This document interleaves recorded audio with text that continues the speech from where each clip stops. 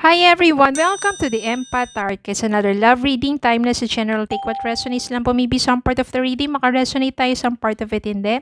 Tignan natin ngayon kung anong love connections, lessons in life, and guidance ang ating mababatid for this reading. Spirit kayo send me messages. Anong love connections ito, lessons in life, and guidance ang nais yung ipabatid sa amin. Mga aral at gabay sa buhay, pag-ibig.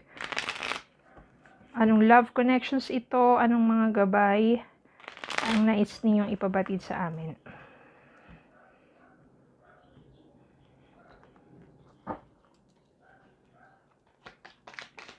Spirit, can you send me messages?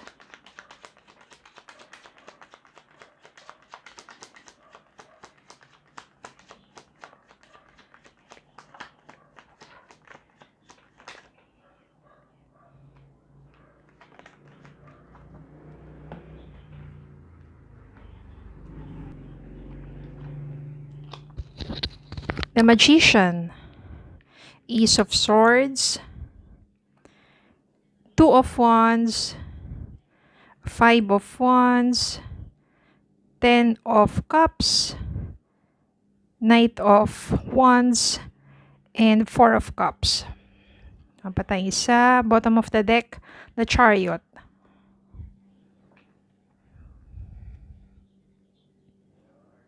Maybe this is about your relationship na very rough. Hindi smooth ang inyong pagsasama. Natural naman yan sa kahit anong relationship, diba? May mga panahon na may pagtatalo, pag-aaway, hindi pagkakaunawaan. Pero, ang mahalaga dito, between the two of you, ng person ninyo, nagkakaroon kayo ng moments to think and to realize and to express kung ano yung mga thoughts ninyo sa isa't isa. So, ano man ang inyong mga pagtatalo, nagagawa ninyong marisolba ito. May mga panahon na magkalayo kayo, diba? Ang maganda naman dito, pinapakita dito na maniwala ka na basta mahal nyo ang isa't isa, yung person mo will come back to you. If you are still manifesting for a great relationship, diba? Kahit na magkalayo kayo, you still think of each other, especially, maaring namimiss din kayo ng person ninyo.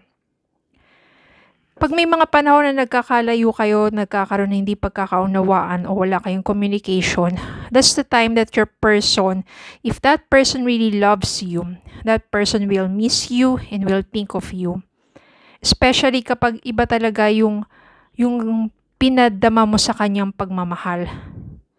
Diba? Na kahit sino pang makilala niya, ikaw pa rin. At ikaw lang kanyang iniisip. Na kahit sinong nasa paligid niya, ikaw lang. Wala nang iba pa. Kaya yung person mo na yan, hindi magtatagal kung nagkaroon man lang kayo ng tampuhan, kasi ito yung nasisense ko dito, mga tampuhan lang itong pag-aaway na ito. Babalik yung person mo, aayusin niya, re-resolbahin, will work out between the two of you, and both of you will conquer kung ano man yung mga trials sa inyong relasyon. And it will end up na you will be back and happy together. Etong Ten of Cups nito is full of joy and love. Minsan ganyan talaga sa love, di ba? May mga panahon na hindi kayo magkasundo, may pagtatampuhan. Ang importante dyan, kapag mahal nyo ang isa't isa, when you give time and space sa isa't isa, that's the time na maaaring ma-realize ang inyong mga pagkakamali. Ibaba ang mga pride, mag-usap, magkaroon ng, sabihin natin, makinig sa isa't isa. Yun ang importante kasi kung hindi kayo makikinig sa isa't isa at pataasan kayo ng pride, walang na mangyayari talaga sa inyong relationship, diba? Kaya ang mahalaga dito, when you think of each other, compromise, talk to one another, express your thoughts and feelings, para magkaunawaan kayo, and it will end up being happily together. Ganun naman talaga pagdating sa love. Diba? All you have to do is to communicate and to listen.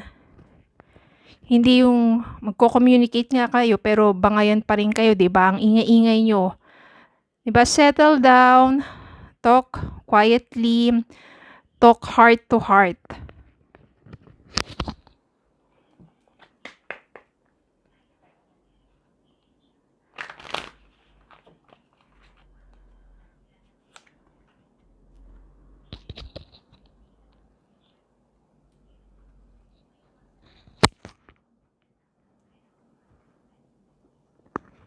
Passion. Allow your heart and soul to sing with joy. When you are passionately in love with each other, allow your heart to sing with joy. 'Di ba? Wag yung pataasan sa pride at wag na yung sabihin natin sigawan ng sigawan. No, when you are passionately in love with each other and you have love, you love that person so much, and your person loves you, allow your heart to sing with joy.